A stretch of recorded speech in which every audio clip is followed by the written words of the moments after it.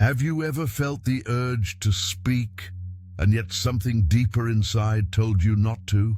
Have you ever stood in a moment of chaos, your heart pounding, your thoughts racing, and realized the most powerful move you could make was to say nothing at all? This world will tell you to be louder, to fight back, to prove your worth at every turn. But what if true strength isn't in the noise we make, but in the stillness we keep? What if your greatest power lies not in how fast you respond, but in how deeply you refuse to be pulled from your peace? We live in a time where everyone is talking, arguing, explaining, performing. It's exhausting. The world spins faster with every opinion thrown, every insult shared, every truth twisted by someone who never truly understood you in the first place. And in the middle of all this noise, silence has become a forgotten language, but not here. Here we remember. We remember that silence isn't weakness. It's wisdom. It's restraint. It's self-respect in its purest form. You don't have to raise your voice to be powerful. You don't have to explain yourself to be understood. You don't have to defend your value to people who were never qualified to measure it.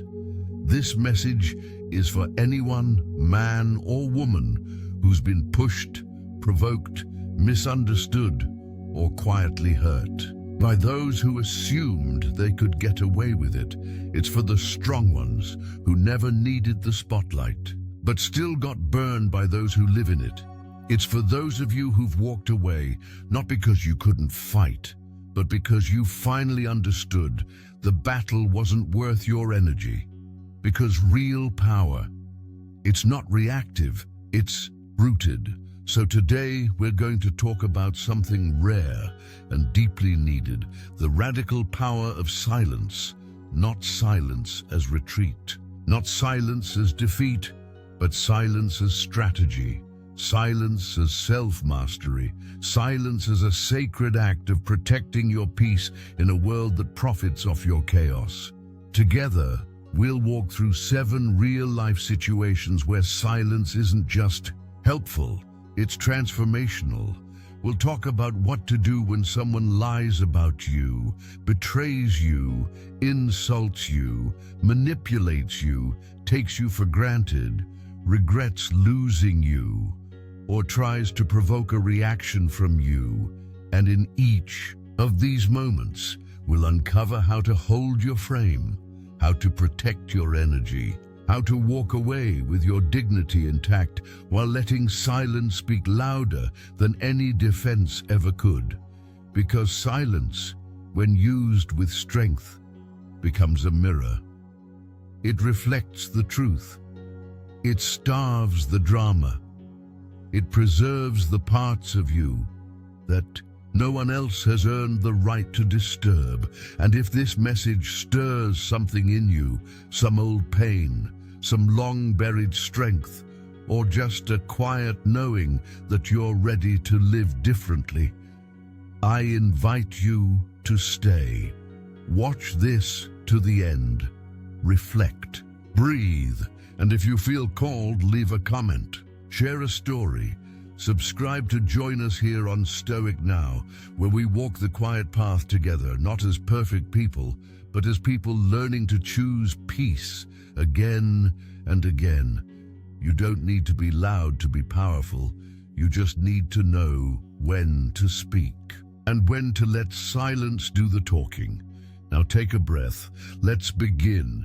And the first step, knowing exactly what to do when someone lies about you and how to hold your frame without saying a single word. Number 1, when you're lied about, hold the frame. There's a particular kind of ache that cuts deeper than most. It doesn't come from the blow of a fist or the sting of a harsh truth. It comes when your name is spoken in rooms you're not in, twisted, misunderstood, or maligned. It comes when someone crafts a version of you that never existed and then hands it to the world like a weapon. Being lied about is not just painful, it's disorienting. It makes you question the value of your integrity when falsehood seems to travel faster than character. You feel the urge rise like a fire in your chest, the desire to correct, to explain, to defend.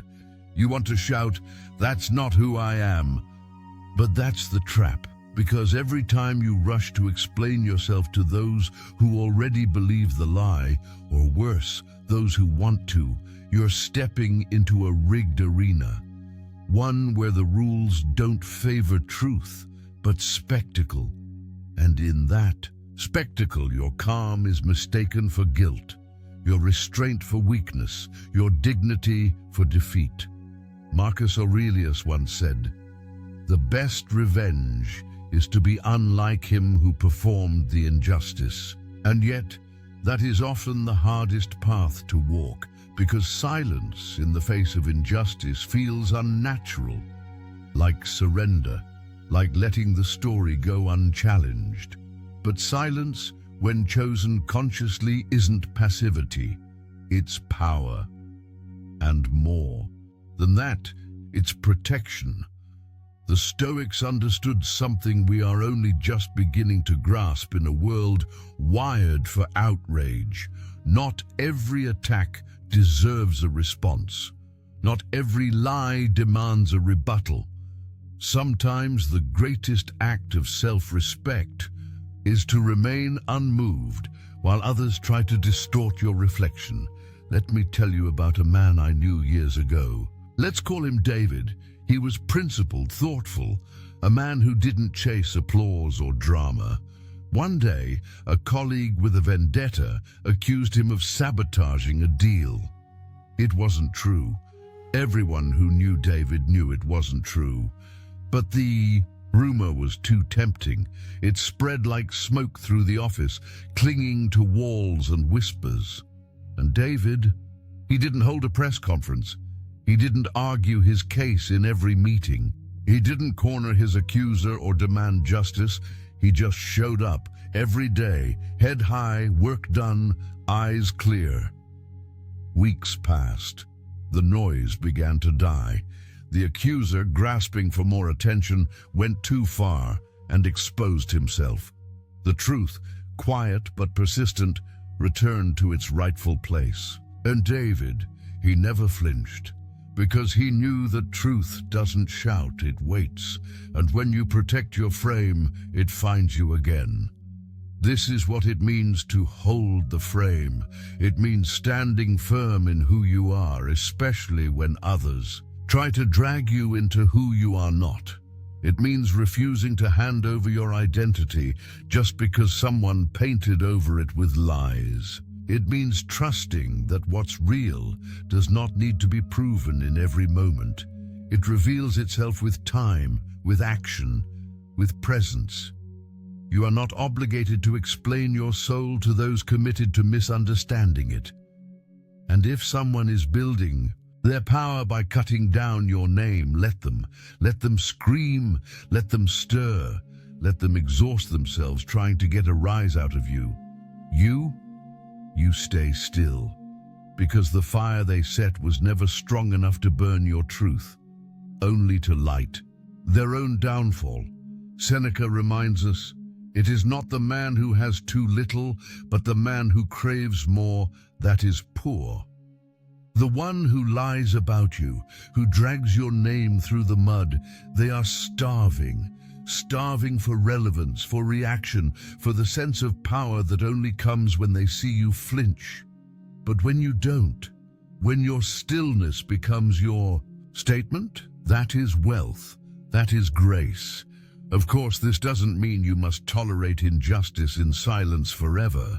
There are times when truth must be spoken, not to defend yourself, but to light the way for others. But that choice must come from a place of strength, not desperation, from clarity, not fear. The question isn't whether people believe lies about you. The question is, do you still believe in who you are? If you do, if your conscience is clean, your intentions steady, your heart at peace, then let that be your fortress. Let that be your shield. because your integrity will outlast any rumor, and your character, if it is real, cannot be destroyed. By words, no matter how loudly or frequently repeated, when you're lied about, your greatest temptation is to react. But your greatest power is to remain composed. So hold the frame, hold it when your name is dragged, hold it when they twist your silence into guilt, hold it when the world demands you perform your innocence, and in that stillness you'll find something beautiful. The freedom of not needing to be understood by those who never tried to understand you in the first place. Let the truth walk beside you, not ahead of you, not behind you, just quietly, shoulder to shoulder.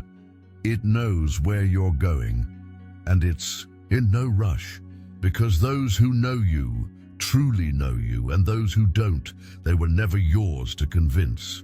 Number 2, when they betray you. Let absence speak. Betrayal is a wound that bleeds quietly. It doesn't always announce itself with chaos or confrontation. It whispers its way into your heart, eroding the ground beneath relationships you thought were solid. One day you're standing shoulder to shoulder with someone you trust, and the next you're staring into a void they left behind. But the pain isn't just in what they did, it's in what it undid. It's in the rewriting of history, in the haunting thought that everything shared may have been a lie. Betrayal doesn't just sever connection, it unravels a narrative you once lived inside. The natural response is to chase clarity. You want to know why. You want to hear them explain the unexplainable. You want to shake them awake, make them realize the depth of what they've done. It's human, it's raw, but the more you seek closure from someone who has already chosen betrayal, the more you keep reopening your own wound. Because here's what betrayal really is. It's not a mistake. It's a mirror that shows you who they've chosen to be. And perhaps more importantly, a mirror that asks you, who are you when someone desecrates your loyalty? Marcus Aurelius once said, how much more grievous are the consequences of anger than the causes of it? And isn't that what betrayal tempts in us? Anger, resentment, the desire to make them see, make them feel. But the Stoic doesn't lash out. He doesn't beg.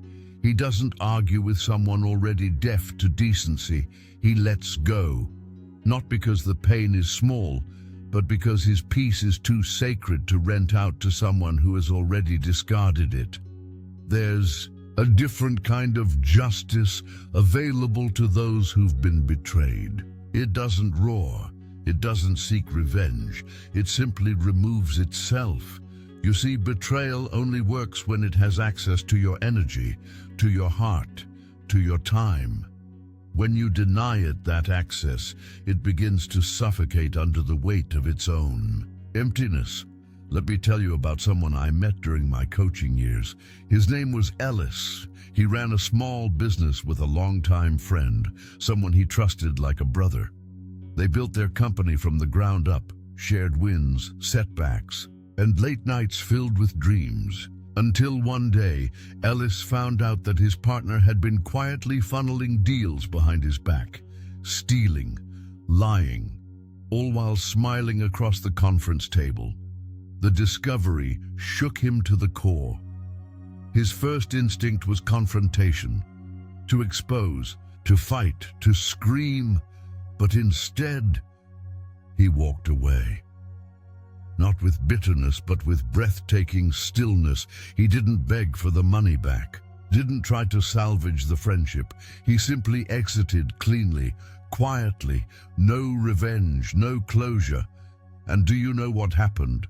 The friend, so used to drama, was left in silence. And that silence, it haunted him, because when Ellis left, he didn't just lose a partner. He lost access to something real, something steady, something loyal. Ellis didn't need to slam the door to be heard. He simply closed it and never looked back. That's the power of absence. In a world obsessed with confrontation, the most radical thing you can do is not show up to the fight. Let them shadowbox with ghosts. Let them write stories in their own heads. Let them wonder why your voice went missing, your reaction, your presence. Because what betrayers fear most isn't your rage, it's your silence. And not the passive kind, but the intentional kind. The kind of silence that signals you're done explaining, done hoping, done offering access to someone who's proven they can't handle the weight of your loyalty.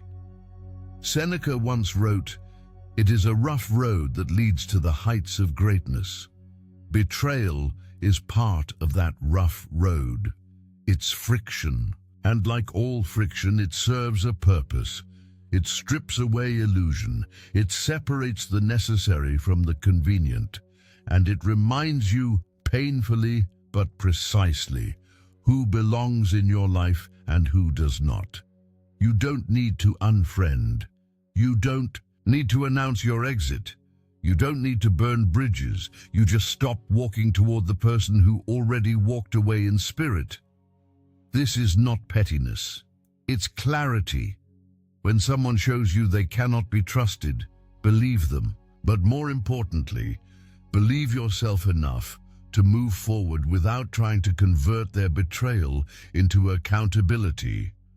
You owe no explanations to those who already chose to misunderstand your heart.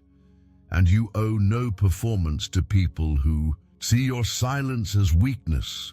Let them sit with the version of you they discarded. Let them remember your kindness only after it's gone. Let them realize, in the quiet space you once filled, just how much noise your love used to silence. And if they regret it, that's theirs to carry. Your role now is to walk on, not with armor forged in bitterness, but with a heart lightened by release. Not with vengeance in your gaze, but with wisdom in your steps. Because the deepest healing doesn't come from them saying, "I'm sorry." It comes from you no longer needing them to. In the end, absence is not empty. It is full of your reclaimed energy, your boundaries, your peace. And for the one who betrayed you, it is a silence that echoes louder than any confrontation ever could. Number 3. When they insult you, stay unmoved. There's a subtle violence in an insult. It doesn't come with a knife, but it cuts.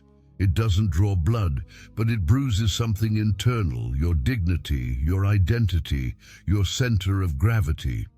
And unlike physical wounds, these ones don't heal by being stitched. They heal by not being scratched at all.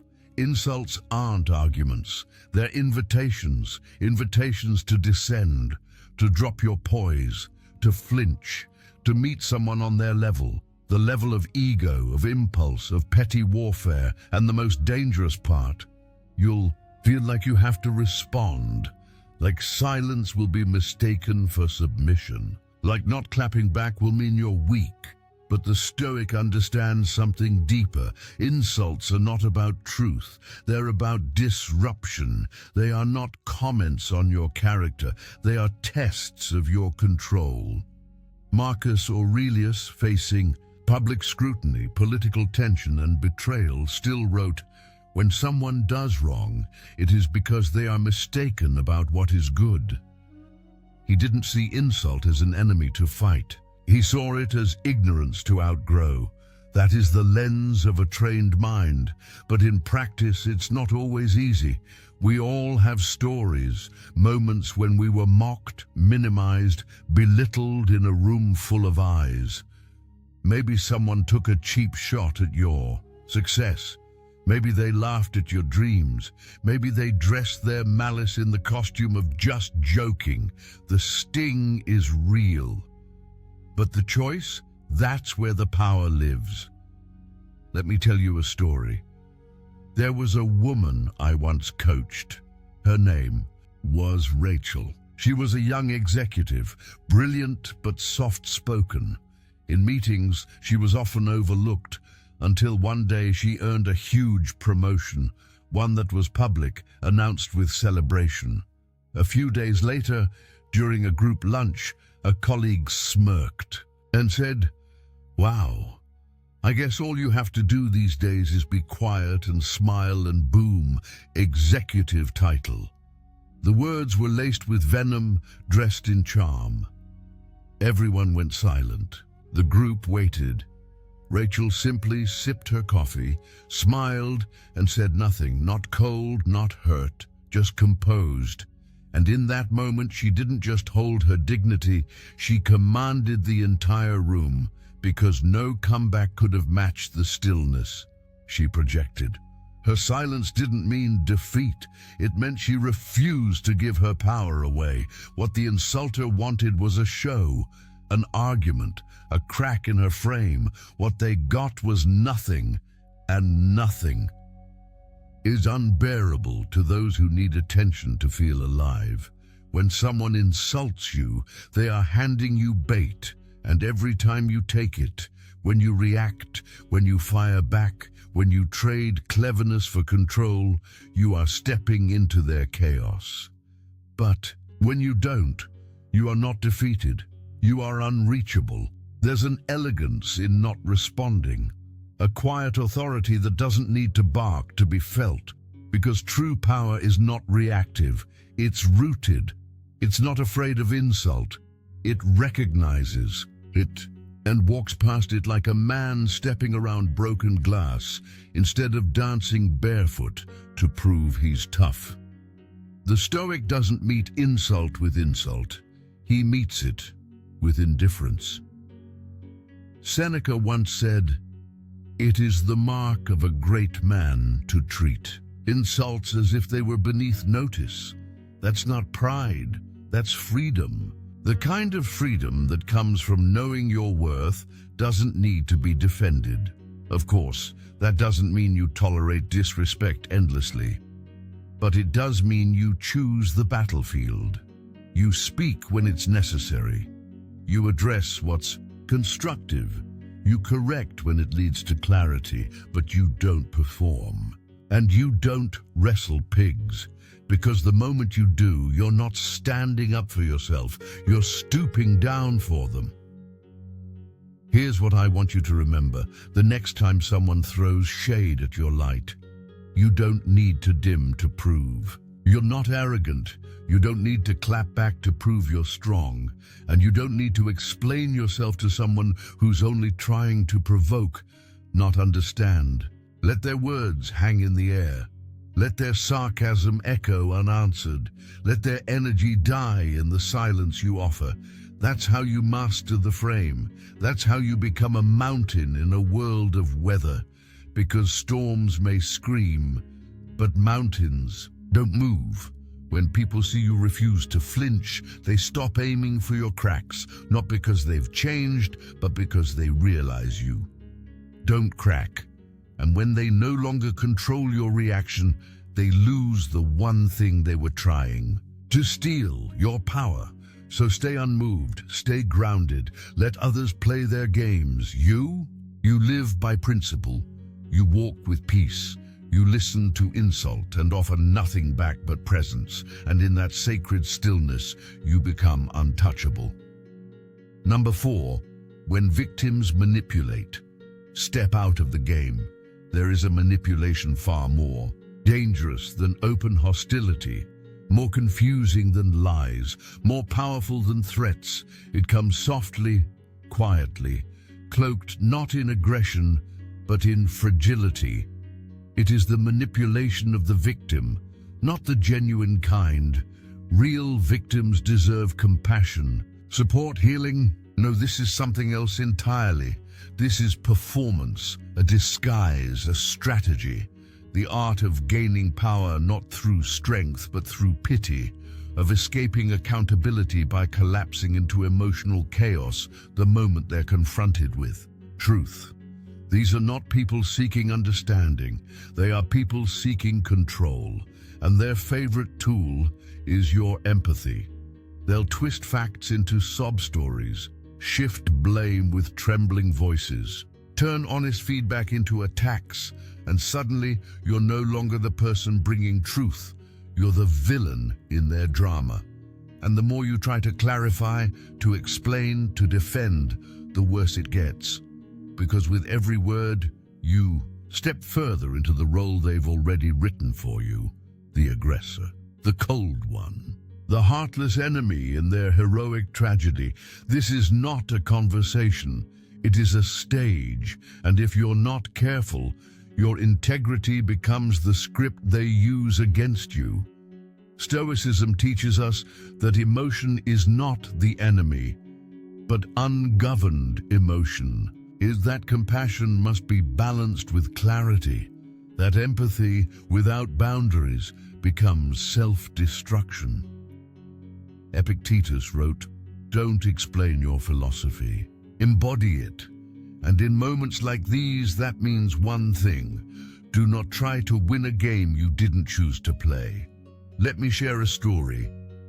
A woman I once mentored, we'll call her Jordan, was a senior manager at a non-profit. Her assistant, Michelle, was beloved by everyone. Warm, chatty, always the center of laughter. But Michelle was also deeply disorganized. She missed deadlines, blamed technology, blamed stress, blamed everything but herself. At first, Jordan was patient, then firm. Then finally, she scheduled a performance review. That's when the shift happened. Michelle cried, not once, every time the topic was mentioned. She claimed to be overwhelmed, said she was being targeted, painted herself as a struggling, overworked employee with no support. She told others that Jordan was harsh, unforgiving, emotionally cold. Jordan tried to explain herself. She emailed HR, held meetings, walked on eggshells. But the more she tried to speak truth, the more she looked like the villain, until she stopped playing. She stopped trying to justify what didn't need justification. She kept the boundaries, documented everything, spoke calmly, took no emotional bait. And within months, others began to notice the pattern. The tears, the excuses, the manipulation. Slowly, Michelle's performance collapsed under the weight of her own fiction, because the drama only works if someone keeps feeding it. Jordan reclaimed her peace the moment she stepped out of the theater. And so can you. If someone in your life constantly flips the script when they're called out, crying instead of conversing, blaming instead of reflecting, twisting accountability into abuse, you have one responsibility: withdraw your energy. Don't try to explain. Don't play the villain in their imagination. Don't argue with someone who is acting, not listening, because they are not interested in resolution. They are interested in power, and nothing gives them more of it than your reaction. This is the true cost of staying in the game. It steals your clarity, your self-respect, your emotional stability. But the moment you step out, everything shifts. You may not win their sympathy, but you reclaim your self-possession, and that is worth far more than any false peace. Here's what Stoicism reminds us.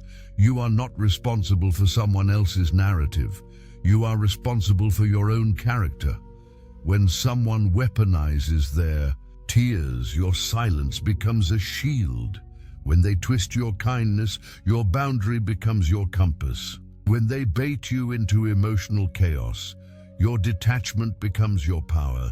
This doesn't mean you stop being kind. It means you stop being baited. Seneca said, "No man is crushed by misfortune unless he has first been deceived by prosperity."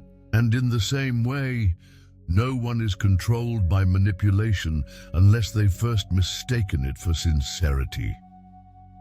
So now, ask yourself, are you being guilted into silence? Are you being cast as cruel for simply holding someone accountable? Are your instincts being rewritten by someone else's performance? then it's time to step out of the game. Let them play it alone. Let them cry to those who don't look too closely. Let them spin their tale. But you move forward with calm, with boundaries, with quiet wisdom, because when the crowd grows tired, when the curtain falls, when the applause fades, truth remains, and it always survives the theater. So stay rooted. Speak only when truth is needed. Protect your clarity like it's sacred, because it is. And remember, when someone uses victimhood as a weapon, the strongest defense is to lay yours down, not because you're weak, but because you no longer fight where there is no war. Number 5, when you're taken for granted, withdraw to be seen. There's a kind of loneliness that doesn't come from being alone. It comes from being surrounded yet unseen. You show up, you offer, you remember the little things. You pour your energy, your attention, your care into people who once seemed grateful. You send the first message. You check in after a hard day. You make time even when your time is tight, and slowly the warmth fades, the gestures go unnoticed. The presence that once lit up a room becomes background noise. They don't push you away, but they stop pulling you close. That's when the ache starts. A soft ache, not sharp, not loud, but steady. You begin to wonder, am I invisible? Not because anyone said so, but because no one says anything anymore. You're not resented. You're relied on. You're not dismissed. You're expected, and yet, somehow, you've become disposable. That's the cruel irony of consistency. It can make people forget your value. When you're always there, people start believing you always will be. But here's what Stoicism teaches. Nothing is owed, and nothing is permanent, not even the presence you give. Seneca wrote, "Sometimes even to live is an act of courage, but sometimes to leave is to step away from a place where your kindness is taken for granted, to stop showing up in rooms where your absence isn't noticed, to reclaim what they stopped appreciating, not to punish, but to remember your own worth. Because the most powerful way to remind someone of your value is to take it with you when you go. Let me tell you a story. There was a man named Elias. He was the emotional anchor in his circle, always the first to call, to comfort, to plan, to apologize even when he wasn't wrong.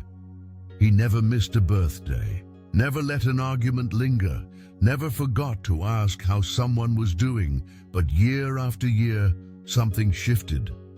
Responses got shorter, invitations stopped coming. Birthdays passed unnoticed.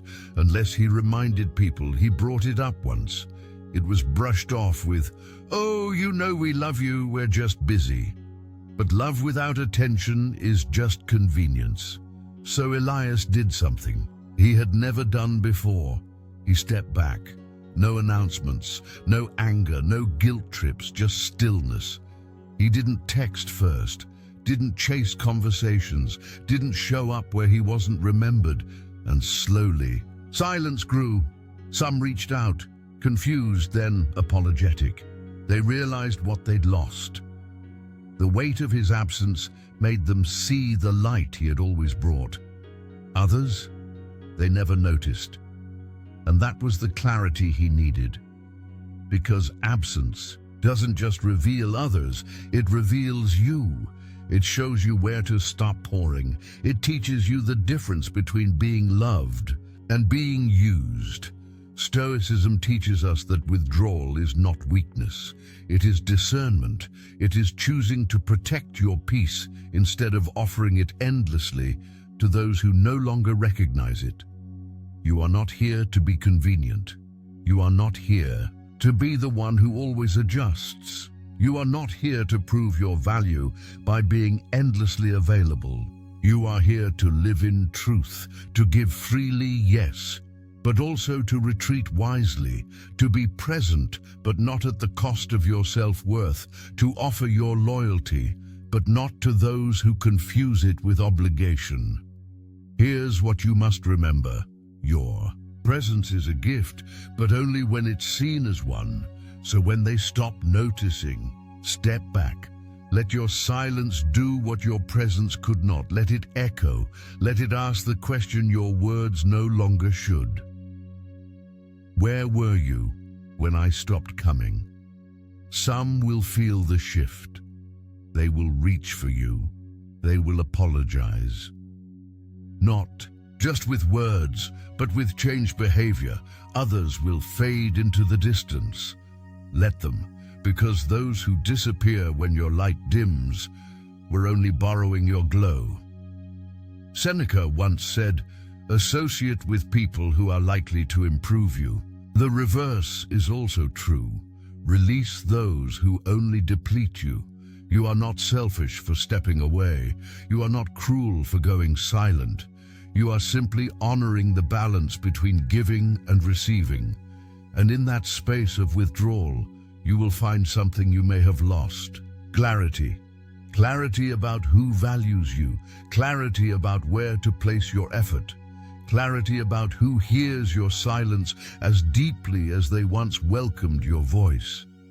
So don't be afraid to disappear, to stop texting first, to stop fixing what you didn't. Break, to stop carrying relationships that limp without your effort, because when you withdraw from where you are not seen, you create space to be deeply known elsewhere.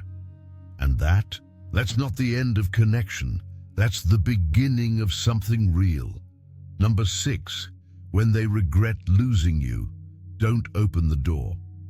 Again, there's a knock you'll hear one day, not on your front door, but on the door of your peace.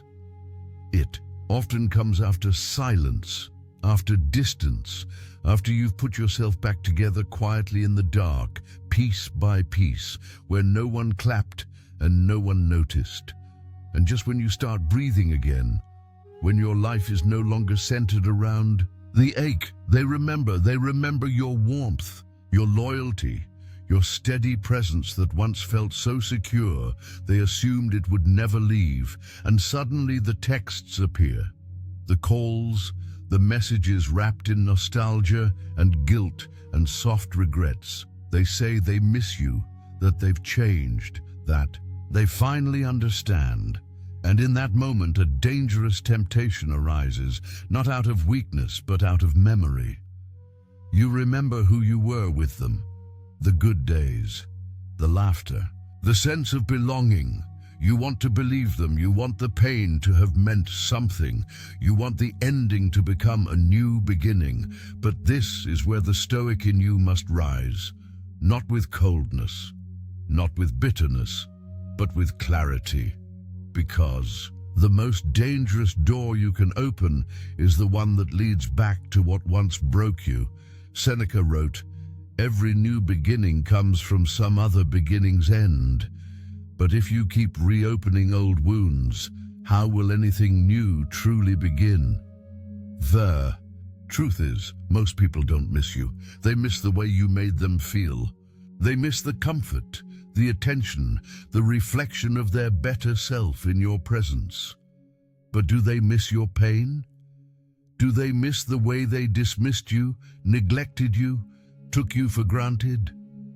Do they miss the nights you questioned your worth, the mornings you woke up waiting for something, anything that felt like effort? No, because if they did, they would have changed before losing you. Regret is not transformation. It's just memory with emotion. They may genuinely feel sorry, but that doesn't mean they're safe for you. Let me tell you a story. There was a woman named Aria. For 5 years, she was in a relationship where she gave more than she received. She listened, she forgave, she lowered her voice, her needs, her expectations, just to keep peace that never truly existed. Eventually, the silence between them became louder than their conversations. And one day, without yelling, Without one final fight, she left. Months passed. She began healing. She learned to enjoy her own company, to listen to herself again. Then came the text. "I miss you. I've been doing a lot of thinking." Arya read it. Her heart stung, not because she still loved him, but because a part of her still wanted the story to have ended differently. But she didn't reply, not because she hated him, but because she loved herself enough now to know what she needed to protect. She had already done the hard work of walking away. She wouldn't undo it just because someone was finally feeling what she had felt all along. And that is the line Stoicism draws with strength and gentleness. You can forgive someone and still never invite them back. You can care for their well-being and still block access to your world. You can remember the good and still say it wasn't enough. Because healing is not about waiting for the other person to arrive at their clarity. It's about not needing their clarity to validate your own. Marcus Aurelius once said, "The best revenge is to be unlike him who performed the injury." That means you don't go back to the one who ignored your presence just because they now feel your absence. Here's what you must remember. Closure doesn't always come from conversation. Sometimes it's in your quiet decision not to return. Missing you is not the same as deserving you. Wanting you again doesn't erase how they handled you the first time. The door you close in self-respect must not be reopened in loneliness. Let your peace, not your past, guide you. You are not cruel for refusing to re-engage. You are not heartless for protecting what your silence built. You are not cold for choosing not to go backward. You are finally in alignment with your value. Because here's the deepest truth. People often recognize your worth only after your absence sharpens their vision. But the man or woman you became in that silence, they are not meant to return to where they were once forgotten. They are meant to walk forward into new peace, into earned love, into a life no longer built on waiting to be appreciated. So let the knock echo. Let the message sit unread. Let the door stay closed, not with anger, but with grace, because that's how you know you've truly healed. You no longer need their apology to stay gone.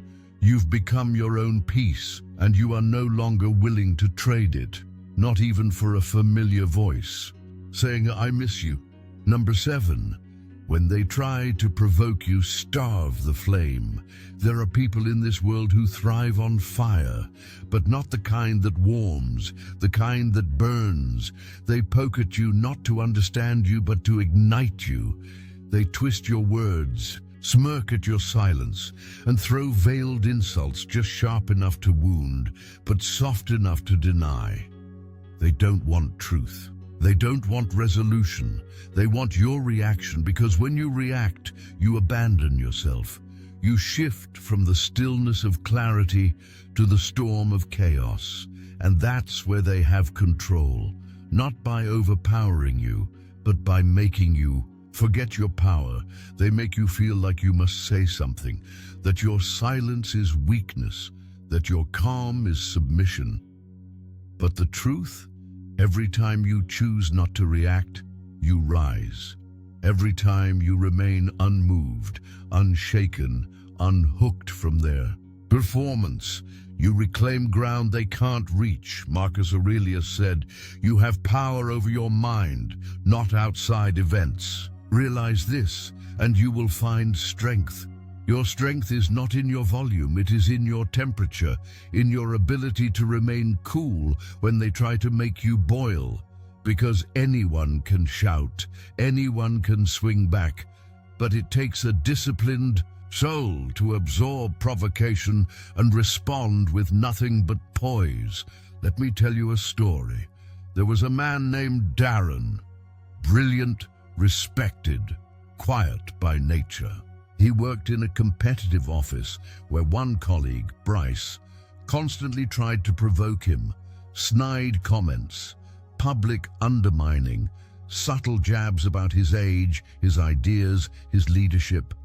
Everyone noticed, and everyone expected Darren to eventually snap, but he didn't. He smiled politely, stayed on course, never fed the bait. One day, during a tense team meeting, Bryce interrupted Darren again, this time directly mocking his suggestion. The room fell silent. Everyone looked to Darren. He paused, took a slow breath, closed his notebook, looked at the team, not Bryce, and said with calm authority, "Let's focus on solutions, not sarcasm.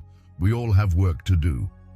Then he resumed, "No anger, no retaliation, just clarity." And in that moment, Bryce's power collapsed. Because when you show someone they can't pull you into the dirt, they start choking on the dust themselves. Here's the thing, some people don't want to resolve conflict. They want to dominate it, and you'll never win by playing their game, but you will win by refusing to play. Here's how. 1. See provocation as a mirror. It reveals more about them than you. Their need to poke you is their confession of weakness, not your invitation to prove strength. Master your breath. A deep breath between offense and response is where wisdom lives. That space is your power. Control the frame. Do not let someone else set the emotional tone. When they get loud, you get lower. When they get personal, you stay purposeful, because when you refuse to react, they become desperate for response. And desperation always exposes itself. Seneca once wrote, "Anger is like a ruin, which in falling upon its victim breaks itself to pieces." And that's what your calmness does. It lets their own anger crumble under its own weight. But this is not about being passive. This is not about letting people walk over you. This is about choosing the right battlefield. And most of the time, that battlefield is within. You can correct someone without clashing. You can lead without shouting. You can defend your dignity without lifting your voice. Because silence, when chosen intentionally, is louder than fury. And in a world trained to believe that reaction is strength, your restraint becomes revolutionary. It says, "I do not belong to your chaos, I belong to my calm." It says, "You do not have the power to shape my response." It says, "I choose when and how to use my voice, and I choose peace." And here's what happens over time. People start to notice not just your strength, but your sovereignty. They stop testing you because they realize you're not playing the game. You're watching it from the top of the mountain they can't climb.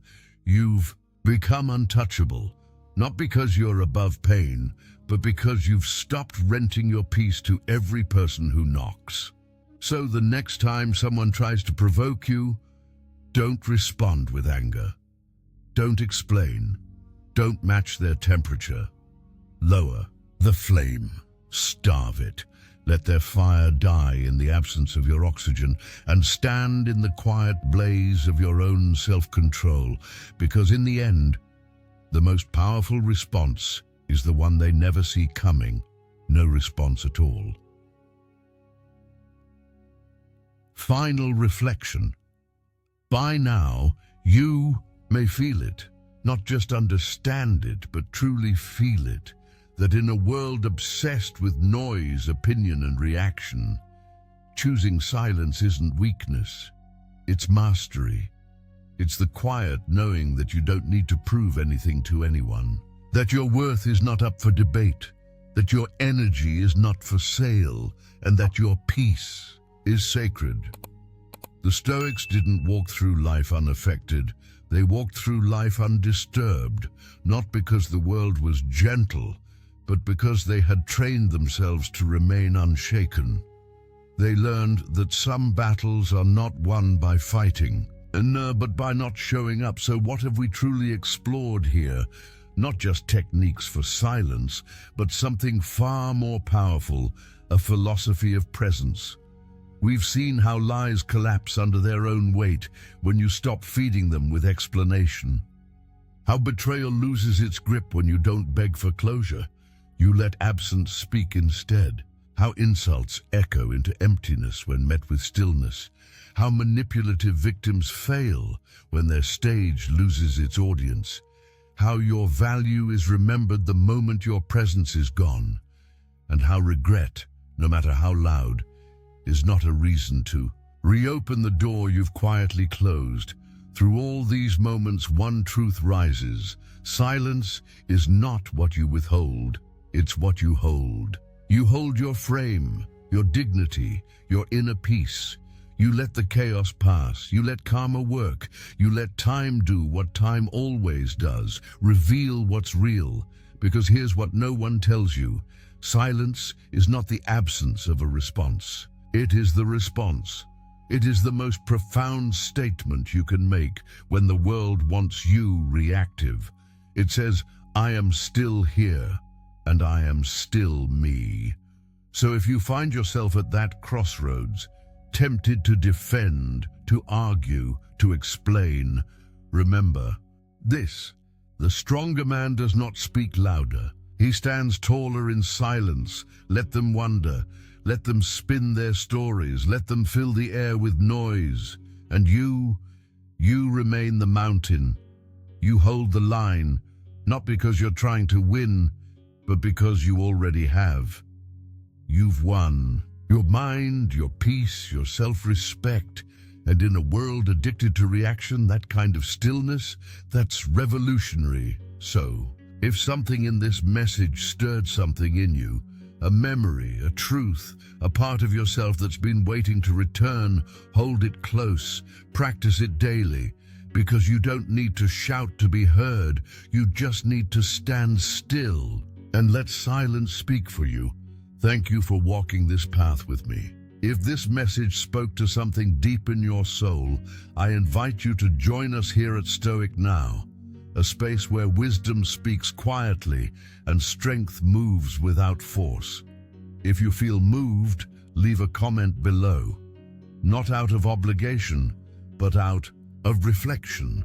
Tell me which part stayed with you, or simply leave behind your silence, because sometimes even silence, shared among those who understand it, becomes a conversation that never ends.